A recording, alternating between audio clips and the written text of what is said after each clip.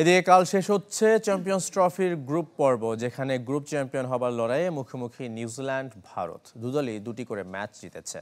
তবে শেষ 5 দেখায় ভারতের বিপক্ষে জয় নেই কিউইদের। দুবাইয়ে রোববার খেলা শুরু দুপুর 3টায়। দুবাই থেকে আরিফুল ইসলামের রিপোর্ট।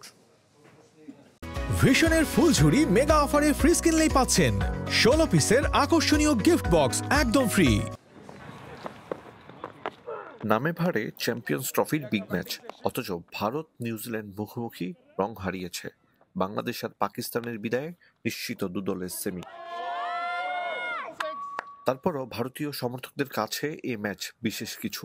দুবাই স্টেডিয়ামের গ্যালারি যে কারণে দর্শক পূর্ণতার দাবিদার। ৩০০তম ওয়ানডে খেলার অপেক্ষায় বিরাট কোহলি, পুরো বিশ্বে 22 আর ভারতের 7ম ক্রিকেটার হিসেবে এমন মাইলফলকের সামনে।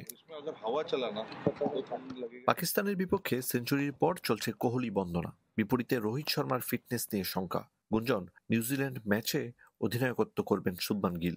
পেসার মোহাম্মদ শামিকে ঘিরে একই সমস্যার কথা উঠেছে আমিরাতে।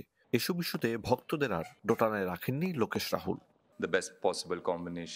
দলে ফিটনেস নিয়ে দুশ্চিন্তা নেই। আমি যতদূর জানি দুজনেই একাদশে থাকবেন। বাকিটা নির্ভর করছে পরিস্থিতি আর টিম ম্যানেজমেন্টের উপর।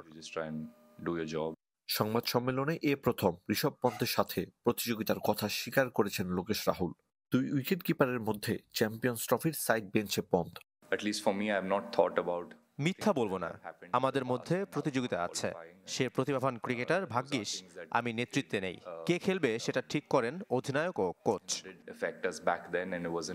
একই ভেন্যুতে একদিন বিরতি দিয়ে প্রথম সেমি খেলবে টিম ইন্ডিয়া, তাই অনুশীলনের ধকল নেয়নি ম্যাচের আগে। কন্ডিশন বুঝতে প্রস্তুতির ধারাবাহিকতা ধরে রেখেছে নিউজিল্যান্ড। চ্যাম্পিয়ন্স ট্রফির ইতিহাসে দুদলের দ্বিতীয় দেখা এটি।